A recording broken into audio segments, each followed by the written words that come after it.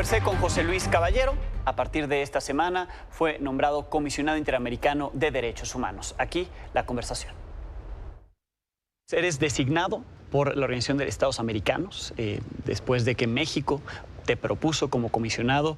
¿Cómo te integras a la CIDH y en qué contexto llegas a este organismo autónomo que defiende los derechos humanos, genera estos mecanismos de protección?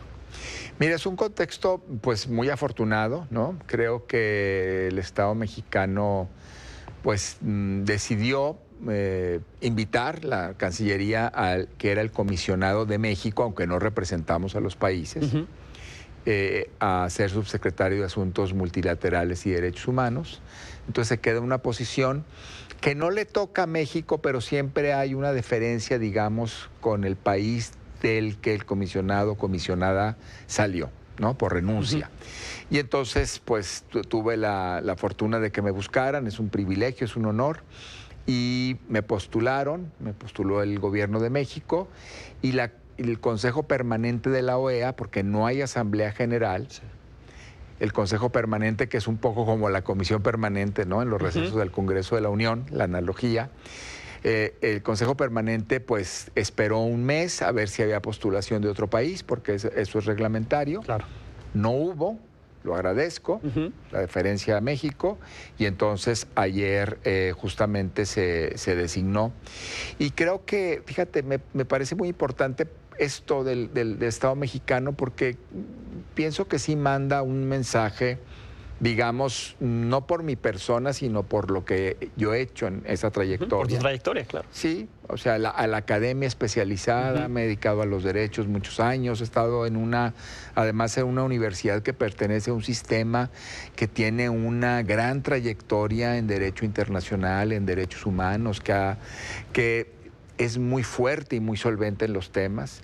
He estado muy vinculado con la sociedad civil y he estado muy vinculado con toda la supervisión y el control en organismos de derechos. Entonces eso, academia especializada, sociedad civil, un compromiso con la supervisión de los órganos del sistema, me parece que eso fue un mensaje claro desde la Secretaría de Relaciones Exteriores. Lo saludo como persona invitada, pero también como ciudadano. Sin duda. Y ante fenómenos de violaciones a derechos humanos claros, como ocurre, por ejemplo, en países de la región, por supuesto, como ocurre en Nicaragua, en El Salvador, también se han denunciado violaciones a derechos humanos en Venezuela, ¿no? Entonces, digamos que con tu trayectoria, con tu experiencia en estos temas, tu postura en la CIDH será fundamental. Sí, es fundamental.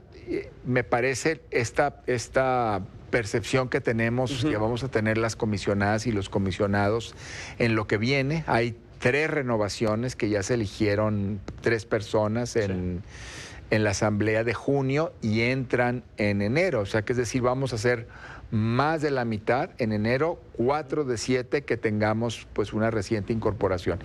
Y esto me parece importante para continuar el gran trabajo de la comisión y para advertir que tenemos que seguir con la ruta de fortaleza, porque la situación en América Latina no está siendo fácil, ¿verdad?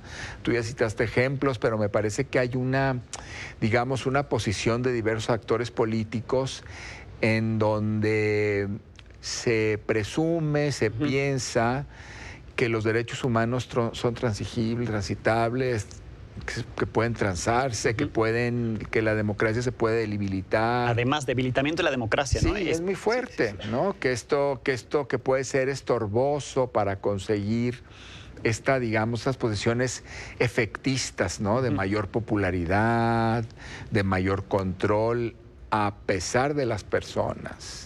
Y sin importar las personas y sus derechos, y sin importar los logros democráticos, me parece que tenemos que refrendarlo, y más de un organismo que tiene 65 años haciendo un gran trabajo en favor de los derechos, 64. Sí. Como comisionado propuesto por México, por ser mexicano, no podrías entonces opinar sobre cosas de México, no podrías promover temas de México.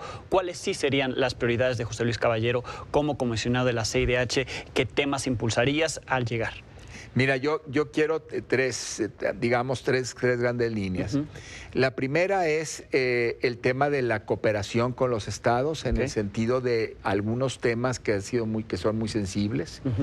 El tema, por ejemplo, del Caribe, los países del Caribe, que son pues la mitad, poco más de la OEA, tienen ganas de ser más incluidos y además tienen una agenda propia que es muy fuerte y que es demandante y que es urgente de atención, por ejemplo, el cambio climático. Entonces, fomentar la cooperación con ellos. Me parece importante, en segundo lugar, avanzar y acompañar lo que han hecho mis colegas en la Comisión Interamericana, en que el sistema de peticiones y casos sea más robusto, tenga mayor agilidad temporal, a quitar el rezago, digamos. Porque imagino que llegan muchas denuncias, ¿no? Y no muchas se puede denuncias atender de manera acelerada. No se puede atender de manera acelerada por lo que tiene, digamos, el peso específico del trabajo de la Secretaría Ejecutiva y de la misma comisión, pero también porque los estados tienen capacidades limitadas para atender las respuestas e ir viendo, ¿no? Pero eso es importante. Y en tercer lugar, tengo mucho interés en, digamos, fortalecer todo el desarrollo que se ha dado en los últimos años. En los últimos 10 años ha habido un desarrollo importantísimo en derechos sociales. Y aunado a eso, los estándares que llamamos interamericanos. Es decir, el sentido del proceso evolutivo, del contenido de los derechos que debe avanzar, no retroceder. Entonces ya tenemos un piso mínimo en materia de derechos, de igualdad, de prohibición de discriminar, que hay que seguir fortaleciendo. Porque hablábamos al principio de Nicaragua, El Salvador, Venezuela, pero también está Argentina, ¿no? Donde podría llegar un presidente de ultraderecha y entonces ahí podría verse, que si llega, un retroceso en derechos humanos. Sí, necesitamos tener esto lo decía el juez Cansado Trinidad, una maravilla de juez de la Corte Interamericana, a quien yo le tengo, ya murió y le tengo mucha admiración.